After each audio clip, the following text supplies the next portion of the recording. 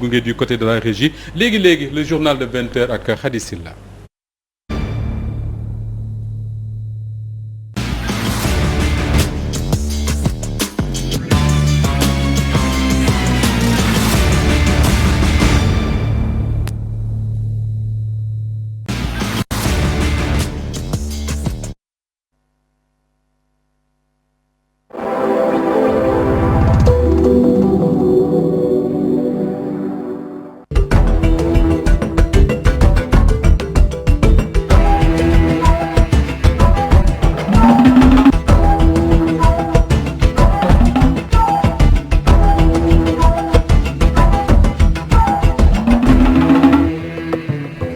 Merci de choisir Walfadjri pour vous informer. Bonsoir et bienvenue dans cette édition de 20h. À la une de ce soir, les 76 travailleurs licenciés de l'hôtel King Fahd Palace se disent outrés par la posture adoptée par l'inspection générale du travail sur leur licenciement, décidé à en découdre avec leurs ex-employeurs. Ces travailleurs ont saisi le tribunal du travail afin d'obtenir justice. Relance de la seule industrie pharmaceutique du Sénégal. Les travailleurs de Médis dénoncent les lenteurs constatées dans le démarrage des activités. Ils pointent un doigt accusateur au service du ministère de la Santé et ceux des Finances. Les bacheliers non orientés en colère contre le ministre de l'Enseignement supérieur. Ces travailleurs et ces apprenants peinent toujours à rejoindre les universités et autres établissements supérieurs. Ils menacent d'ailleurs d'entamer d'autres plans d'action pour obtenir gain de cause. C'est tout pour les titres de développement, c'est à l'instant.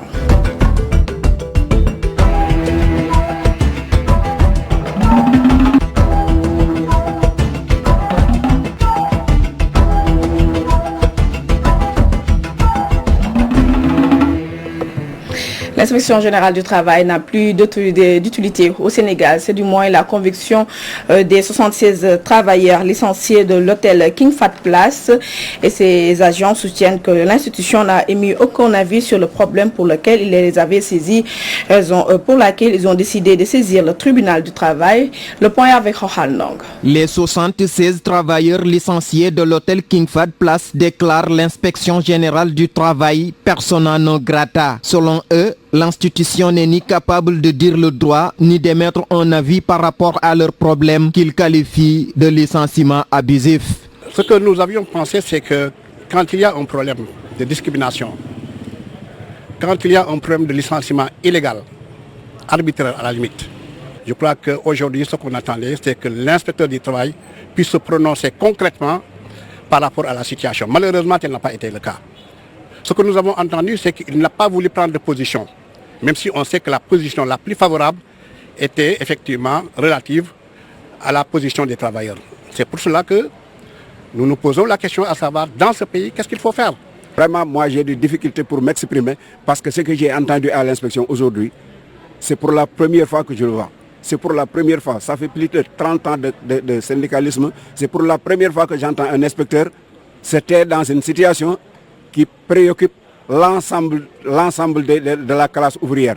Parce que ceux qui ne sont pas de la King Fahd sont en train d'écouter aujourd'hui qu'est-ce qui va se passer. Et l'inspecteur, malheureusement, a dit qu'il ne peut pas se prononcer là-dessus. Tout ce qu'il peut faire, c'est de nous écouter et de rester un procès-verbal de non-conciliation. Ces agents promettent de saisir le tribunal du travail pour que justice soit faite dans cette affaire. Nous allons quand même attirer l'attention, comme je l'ai dit tantôt, du président de la République, mais au-delà, nous allons saisir le tribunal du travail. Et j'espère qu'au niveau du tribunal du travail, ils vont essayer de voir ce qui s'est passé. Ils vont étudier, ils vont faire une étude succincte et assez claire pour donner effectivement raison aux travailleurs qui en ont besoin. Les 76 travailleurs licenciés du King Fahd Palace en appellent à la mobilisation de tous les syndicalistes pour que cette injustice dont ils disent être victimes soit réparée. Selon eux, face à la gravité de la situation, l'impunité ne fera que fragiliser les emplois à l'hôtel King Fahd Palace. Les emplois sont menacés au Sénégal. Médis Sénégal, toujours à l'agonie, la seule industrie pharmaceutique du Sénégal réclame une aide financière d'urgence pour redémarrer ses activités. Et les travailleurs fustigent les lenteurs notées du côté du ministère de la Santé et celui des Finances. Suivant le reportage de Yaye Adama Diallo. Médis Sénégal crie toujours au secours et dénonce les lenteurs notées dans le redémarrage de leurs activités malgré les directives du président de la République lors des conseils de ministres. Son Excellence le président de la République, M. Macky Sall, avait donné instruction au gouvernement depuis le 21 avril 2020 de prendre toutes les mesures nécessaires et idoines pour le redémarrage en urgence des activités de production de Médis Sénégal. Depuis plusieurs mois,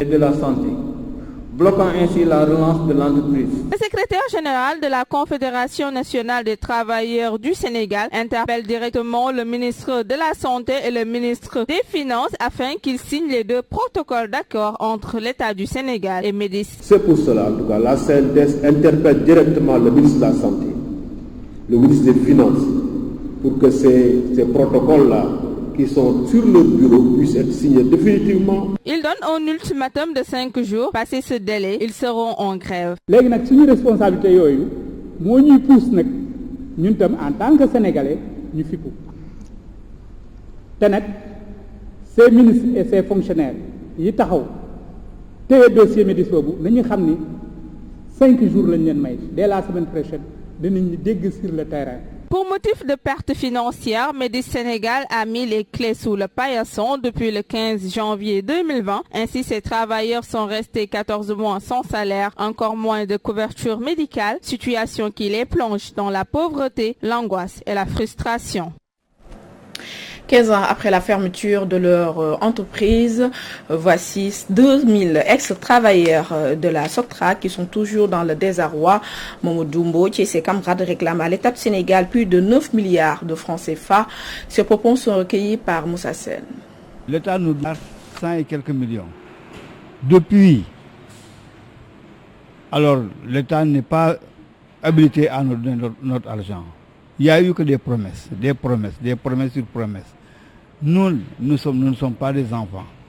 Tout ce que l'État nous doit, il doit nous les remettre. Nous sommes des pères de famille, nous sommes des vieux, on ne peut plus régler nos problèmes. Il y a nos familles qui sont disloquées, il y a d'autres qui sont décédés, d'autres qui sont devenus fous. Il y a tout un tas de problèmes parmi les ex-travailleurs de la société. Aujourd'hui, nous réclamons nos 9 milliards. L'État nous doit 9 milliards et quelques. Donc, ils n'ont qu'à nous donner, parce qu'on ne va pas céder à cette somme-là. Nous sommes nombreux, nous sommes 2000 et quelques personnes. Donc, nous attendons notre argent. Si le président de la République est allé jusqu'à donner aux artistes 5 milliards, nous, on ne commande pas l'État. C'est un problème qui date de presque 15 ans. Hein. Et puis, depuis plus d'un an, le membre de la coordination nationale des enseignants engagés pour un meilleur système court derrière le recrutement dans la fonction publique. Il les exige la matérialisation sans délai de leurs doléances, non sans tirer sur les syndicats membres de son G7. Suivant la réaction de Pape Boubacar Kama, il est le porte-parole du collectif au micro de Fat Bintou Diouf. Mesdames et messieurs, chers journalistes, très chers collègues, c'est avec désolation et une grande déception que nous avons constaté que le gouvernement du Sénégal a recommencé à piétiner la carrière des braves enseignants, agents de la fonction publique sénégalaise et ayant droit, comme tout travailleur, à un avancement sans le quémander, encore moins en souffrir. Depuis plus d'un an, les actes d'intégration ne sortent presque plus. La ministre de la fonction publique, Mariama Sarr, ne signe plus. Ce qui fait que des milliers d'actes d'intégration dorment en signature dans son bureau. Depuis plus d'un an aussi, aucun arrêté d'admission au certificat d'aptitude pédagogique n'est sorti de la DEXCO. Le ministre de l'Éducation nationale, Mamadou Talla, n'a rien aussi signé. Il s'y ajoute que des milliers de dossiers sont rejetés pendant des années sans que leurs propriétaires n'en soient informés, alors que toutes les informations s'y trouvent, y compris le numéro de téléphone et l'adresse email, pour les joindre directement où qu'ils soient dans le monde. Par conséquent, des milliers d'enseignants sont dans une longue attente de cette précieuse signature pour sortir de la situation lamentable qui a fini de mettre à nu la noblesse de ce beau métier. La réouverture fréquente des guichets uniques pour ne plus avoir un stock en attendant que la dématérialisation se matérialise. Par la même occasion, nous dénonçons le regard complice des syndicats du G7. Comment peuvent-ils être les défenseurs des enseignants au niveau de l'État, que l'État reçoit aussi périodiquement et qui ont accès à tous les niveaux des ministères, laisser perdurer cette situation jusqu'à ce que d'autres syndicats et collectifs qui ne bénéficient pas de ce droit fassent les premiers pas afin qu'ils saisissent en rebond le ballon. Comment peuvent-ils aussi ignorer que le départ du ministre de la fonction publique entraînera directement le retour au circuit de tous les actes qui y étaient, même ceux qui ont été déjà signés sans numéro, pour demander son départ. C'est pourquoi nous demandons que la ministre reste et appuie le stock. Nous ne sommes pas prêts à rester 6 mois ou plus à attendre que nos actes fassent encore le circuit. Et puis le collectif des bacheliers non orientés persiste et signe. Ils sont plus de 6 854 bacheliers à errer faute d'accéder aux universités, autres établissements scolaires supérieurs. Très remonté contre le ministre de l'Enseignement supérieur. Il menace de passer à la vitesse supérieure. Souleymane Diouf est le coordinateur du collectif des non-bacheliers au micro de Souleymane Kanda. Le problème en est que ces bacheliers ont fait des demandes pour avoir des orientations, mais malheureusement ça ne se passe pas. Ça ne se passe pas. Je crois que le problème, ce n'est pas eux, mais le problème, c'est l'État. Puisqu'ils ont fait leur demande, alors que même le ministre avait précisé la fois passée en disant qu'il a orienté tous les bacheliers qui ont fait leur demande au niveau de la campus 2020. Donc, ce qui est archi faux, parce qu'il nous reste un nombre très important, c'est-à-dire les 6 854 bacheliers. Nous lançons un appel aux autorités étatiques en sensibilisant aussi encore l'opinion publique en leur disant qu'il y a un problème. Le problème en est que il y en a beaucoup de personnes qui traînent dans le sans rien faire encore une fois de plus, d'une manière injuste. Donc tous ces bacheliers ont écrit des demandes de dérogation au niveau du ministère de l'Enseignement supérieur, mais à travers la voix du directeur général de l'Enseignement supérieur, c'est-à-dire Amadou Abdouzou, il suppose que toutes les universités sont des appelés. Ils ne peuvent pas accepter des autres étudiants. C'est un droit pour l'ensemble de ces bacheliers d'obtenir leur baccalauréat. Donc nous sommes le collectif des bacheliers non orientés. Ce que nous exigons de plus est que ces bacheliers retrouvent nos amphicams parce que c'est le droit. Revenant aussi encore de ces 3000 personnes, ces bacheliers ont reçu les orientations. D'ailleurs, ils ont payé leurs frais d'inscription. Mais ils les ont filtrés parce qu'ils supposent que toutes les différentes facultés se sont déjà appelées. Ça, c'est un désespoir à côté d'eux. Actuellement, ils ne peuvent même pas étudier alors qu'ils ont déjà payé leurs frais d'inscription. Violence politique au Sénégal, nous en reparlons. La présidente de l'association Kersala déplore les nombreux cas de décès. Khadiatoulam estime que personne ne doit perdre la vie en réclamant ses droits et elle promet de poursuivre le combat pour la liberté mais aussi pour la justice. Ces propos sont recueillis par Pape Samb. Je suis là pour manifester ma colère et mon indignation, mais également pour exprimer ma compassion à l'égard de ces jeunes enfants de la patrie, partis à la fleur de l'âge tout simplement pour avoir voulu défendre leurs droits et leurs libertés. Sachez que, chers frères, que nous n'oublions pas et que nous n'oublierons jamais cette infinie gratitude de dettes et de devoirs que nous avons contractés envers vous. Et sachez que votre mort ne restera pas vaine. Toujours dans le même sujet, le directeur de l'agriculture condamne les violences et appelle à la retenue. C'est au cours d'une conférence publique à Djidjaouaï que Omar Sané a plaidé pour l'unité dans les rangs de l'Alliance pour la République. Voici Omar Sané au micro de Théodore Semedo. Nous sollicitons tous les acteurs œuvrer pour la paix, la stabilité de ce pays, notre très cher Sénégal, avec des jeunes fortement engagés. Nous invitons cette très chère jeunesse à agir avec plus de responsabilité, être de véritables citoyens, à œuvrer pour préserver les acquis économiques et infrastructurels afin de donner une bonne image de notre pays. Qu'on ne peut pas décrier l'insuffisance de l'offre de l'emploi alors qu'on en détruit en manifestant dans la violence.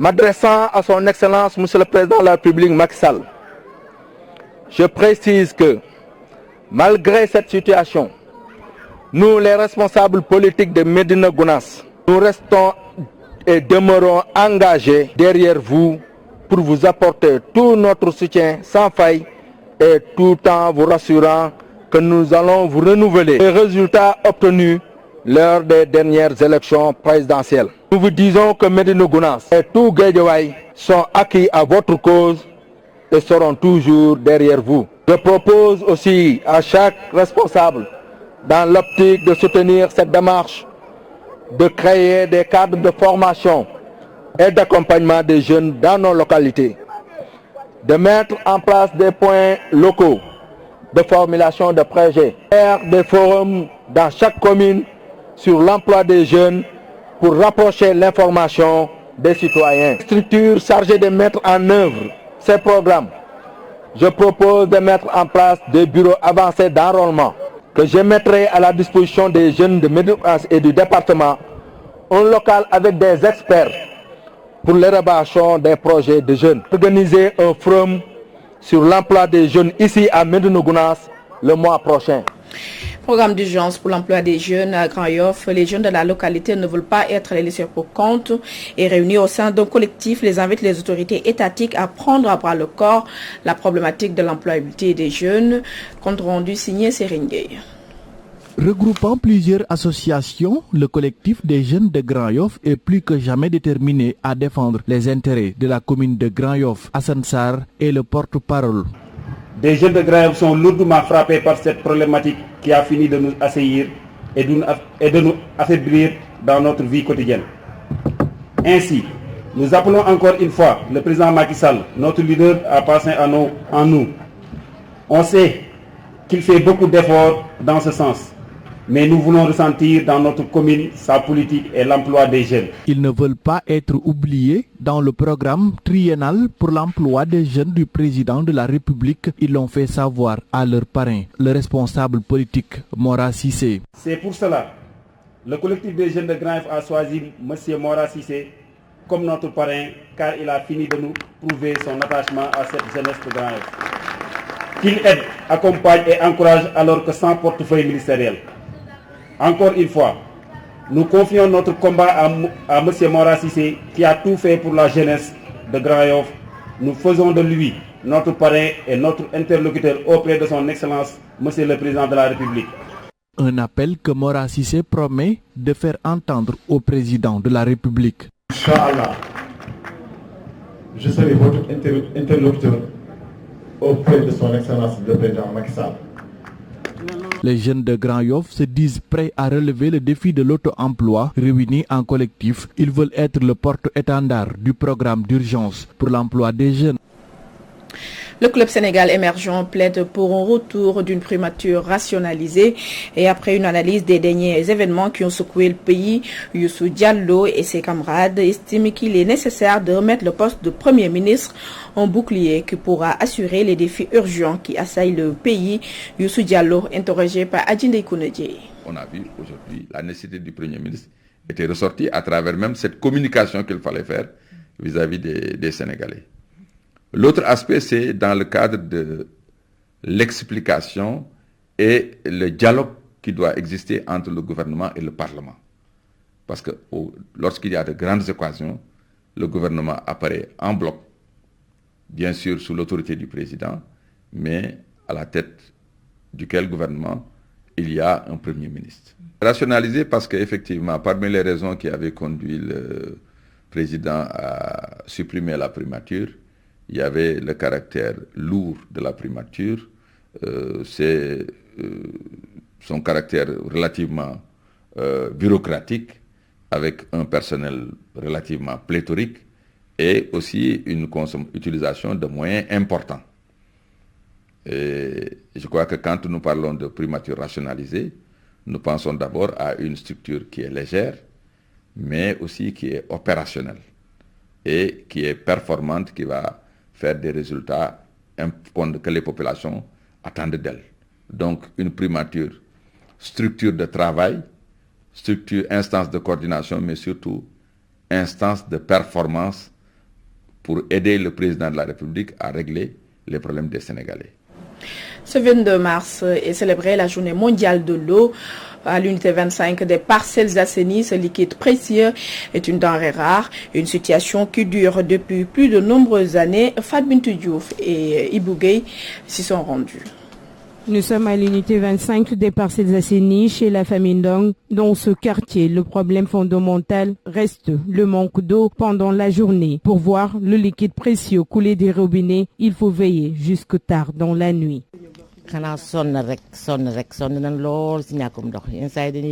C'est un véritable calvaire que nous vivons depuis des années. Durant la journée, c'est pareil. Nous n'avons pas d'eau. Nous restons des jours et des nuits à ne voir aucun liquide précieux couler des robinets.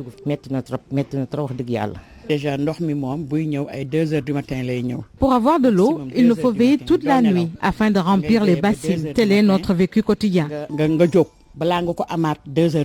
Un vrai parcours du combattant pour Khady Cissé et Ndeya Mindiaye. Ils ont perdu le sommeil à cause de cette situation peu commode. Tout peut manquer sauf l'eau, car elle est source de vie. C'est pour cela que nous interpellons les autorités.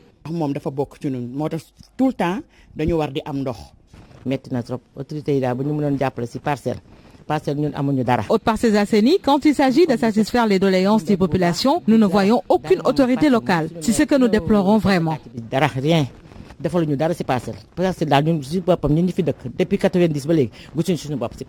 En cette journée mondiale de l'eau célébrée ce lundi 22 mars, les habitants de l'unité 25 des Parcelles Assainies n'ont pas le cœur à la fête. Avec accès à cette ressource précieuse est devenu un luxe majeur pour eux.